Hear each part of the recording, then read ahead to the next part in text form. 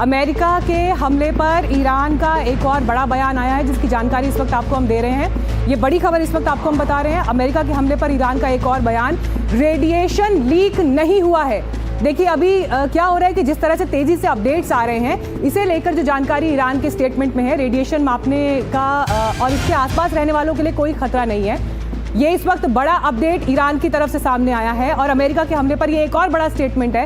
और विकास देखिए, इसी बात को लेकर एक चिंता थी कि अगर परमाणु जो न्यूक्लियर लीक का खतरा है, वैसा कोई खतरा नहीं है, लेकिन ये हमें देखना होगा कि अभी ईरान की तरफ से स्टेटमेंट आया है। बिल्कुल, और ईरान ने कहा है कि अमेरिकी हमले के बाद उसके यहाँ किसी भी तरह का रेडिएशन लीक नहीं हुआ है। रेडिएशन नापने वाली मशीनों के जरिए ये जानकारी साफ तौर पर निकल कर आई है। और सबसे बड़ा खतरा इसी बात का था कि अगर रेडिएशन लीक हुआ है तो फिर उस इलाके को खाली करना होगा, एविक्यूएट करना होगा।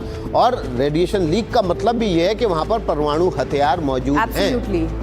और सीधे गेस्ट का रुख कर लेते हैं। इस वक्त हमारे साथ डॉक्टर भारत बराई भी हैं। सर, मैं आपसे सबसे पहले इस वक्त ये जानना चाहती हूँ, देखिए अभी ये स्टेटमेंट ईरान की तरफ से आया है, लेकिन ईरान का ये कहना कि रेडिएशन लीक नहीं हुआ है, ऐसा कुछ नहीं है। एक्सपर्ट्स की इस पर क्या ओपिनियन है, और अभी जिस तरह से आप पूरे घटनाक्रम को देख रहे हैं, what is your take on it sir?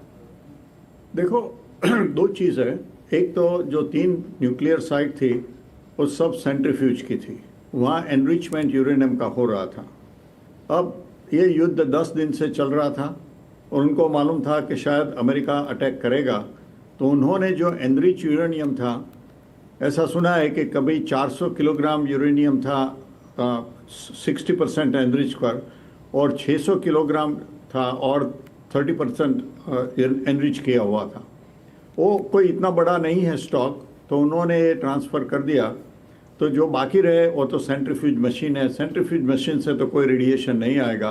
तो अगर रेडिएशन मशीन सेंट्रीफ्यूज मशीन वाला तीनों जगह को खत्म कर दिया तो फिर वो आगे एनरिचमेंट कैसे करेंगे? जी डॉक्टर बराई, एक छोटा सा सवाल सर आपसे और है, क्योंकि जहां पर ये अटैक्स अभी हुए हैं, पहाड़ी इलाका है जहां पर यूरेनियम कंटेन किया गया है, यहाँ पर अटैक करना कितना पॉसिबल था, प्रिसाइज अटैक करना? सर, इसको अगर आप हमारे दर्शकों के लिए थोड़ा डिकोड कर सकें तो। ऐसा है, जो नंटास की फैसिलिटी थी वो फैसिलिटी 70% ऊपर थी, खाली 3 हॉल नीचे थे। इस्फान की जो फैसिलिटी थी वो ग्राउंड पर थी, लेकिन जो फोर्डो की फैसिलिटी थी वो पूरी फैसिलिटी 300 फीट नीचे थी और पहाड़ में थी।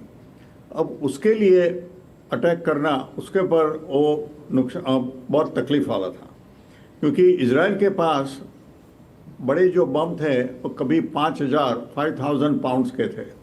तो 5000 पाउंड के बम से तुम 300 फीट जो कंक्रीट है उसको पेनिट्रेट नहीं कर सकते। अब ये जो GBU 57 है वो भी करीब 200 फीट तक जा सकता है। तो फिर अगर वो 300 फीट उसकी गहराई हो, तो ये सोच रहे थे कि पहला एक बम गिराओ जिससे तुम 200 फीट का गहरा खड्डा करो, और फिर वो खड्डे के अंदर दूसरा बम गिराओ, तो ऐसे 300 फीट पहुंचो। अब कितना सक्सेस हुआ है वो तो मालूम नहीं है। रिपोर्ट आया है कि GBU 57 जो मॉप है उसको 6 बम उसने इस्तेमाल किया है। तो मतलब एक फैसिलिटी पे 2 बम का इस्तेमाल हुआ है। तो जो बात आप कह रहे हैं भरत बराई साहब, कि पहले एक बम गिराया, 200 फीट तक गए, उसके बाद दूसरा बम गिराया और फिर और 200 फीट अंदर जा सकते हैं, तो इस तरह से पेनिट्रेट कर सकते हैं उस फैसिलिटी में जो 300 फीट नीचे है।